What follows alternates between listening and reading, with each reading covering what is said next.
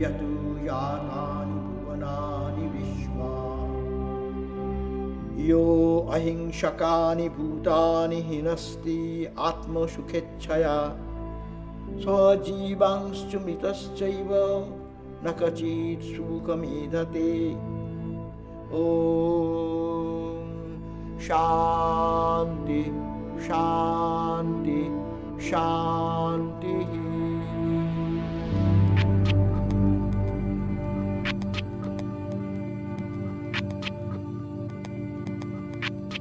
In the indigenous way, the animals are very sacred, and it would do a lot of humans good if a lot more humans would think that way. Jains regard the animal kingdom with the utmost care. Judaism considers all life to be sacred. The Sikh religion recognizes and respects the sacredness of all life. In the Baha'i faith, As a Christian, In Buddhism, In Islam, Hinduism, Brahmakumaris, The Zoroastrian religion considers all of God's creations as sacred. Every living entity is sacred in God's eyes.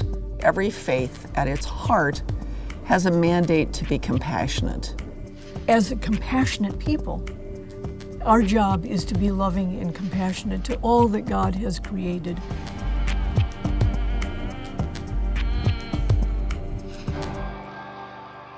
My people, my native people, when they pray for everyone, especially animals.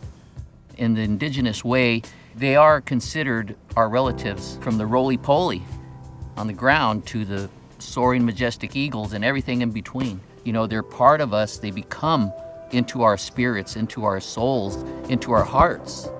They have feelings just like you and I. And I think that anybody who abuses anything alive is not human. We believe that there's one God, that we are all connected on this Mother Earth together, that the Creator has given us that feeling, that spiritual feeling to care. So if you go against that, then you're going against our Creator. You're going against nature.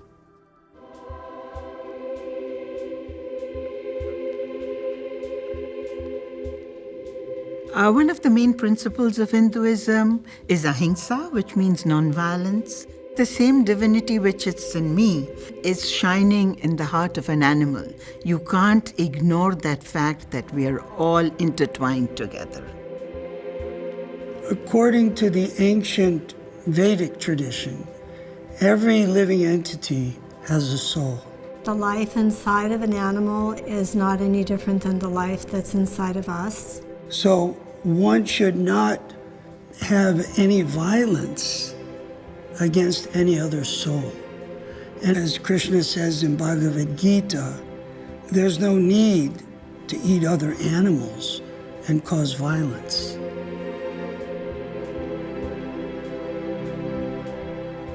Animals and all life on the planet are sacred. They are creatures of God. In Genesis, it states that I, God, am in covenant with you and them equally. God's dream for the world is that we are in perfect relationship with God, with one another, and with the planet and all living things. And so it's all about right relationship between us and all of these creatures, including this squirmy puppy. In Sikhism, our core fundamental belief is that God created everything, and that light and that love of God flows through all things. By seeing an animal as an object, you're treating that animal that he's less than you. And if God created all things, how can one be greater or one be less? They're all created by the one God.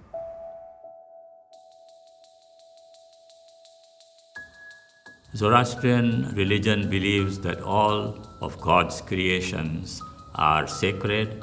They all have a divine spark of God in them.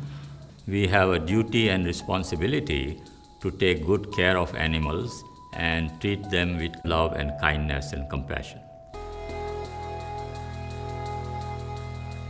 Animals are part and parcel of the creation of the world and the continuing creation of the world. So our belief in Judaism is that God never meant us to actually eat animals. In the Garden of Eden, God shows us the fruit of the trees, the grass in the fields, and says, you may have any of this to eat. But God never mentioned animals. There's a whole section of the Talmud that's dedicated to what we call tsar balei chaim, avoiding cruelty to animals.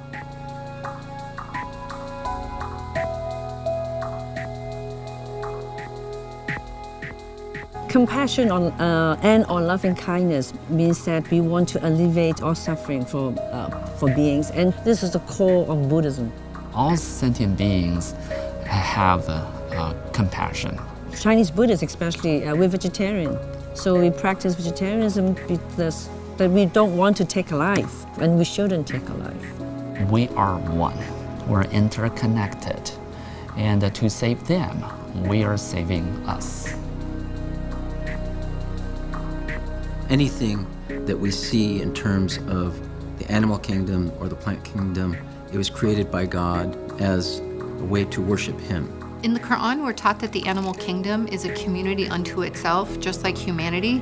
We're supposed to provide for them. We're supposed to treat them with respect and dignity. Compassion is actually one of the highest attributes of God. When we read the Quran, the first thing we say is, in the name of God, the compassionate, the dispenser of grace. The animal realm is perfectly in tune with nature, and so there is a kind of nobility to the animal realm that we don't have in the human realm, which we definitely should have. Nature is perfect, but we interfere with nature in so many ways.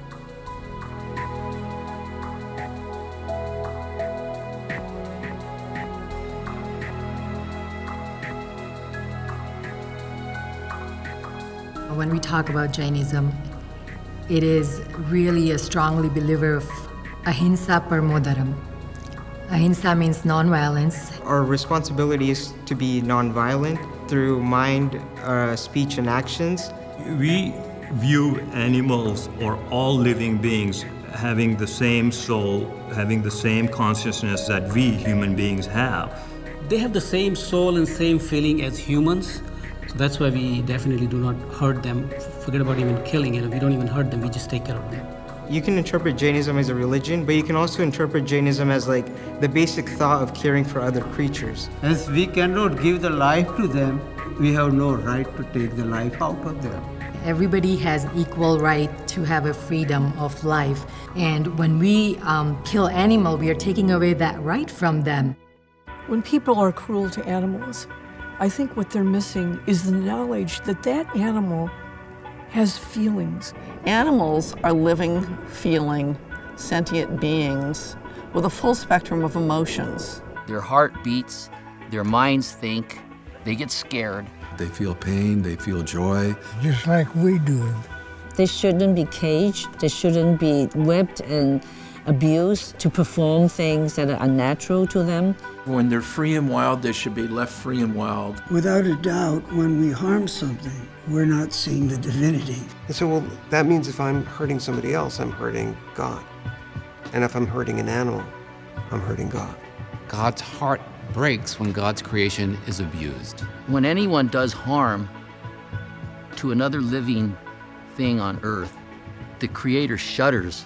Oh. In the book of Genesis, it is written, and God gave man dominion over animals. Okay, that's a mistranslation. We hear this word dominion over creatures, and that is not at all what the Hebrew word is meaning for that. It should read, and God gave man responsibility or stewardship. It shifts the whole notion of it. We're not meant to dominate. We're not meant to exploit. We do not believe that, the animals are only to be used. The land and all that's in it belongs to God, and we're here simply to take care of it. It's our duty to do that. We've been put on earth to do that. How beautiful life would be if we are respectful of each other. If all the people in the world have compassion. If we can get people to change their consciousness so they no longer see animals as objects, then that changes everything. There is a zeitgeist moment that is coming where more and more people are becoming vegan, vegetarian, more and more people are becoming aware of the animal kingdom and that they are to be treated with reverence and compassion and respect.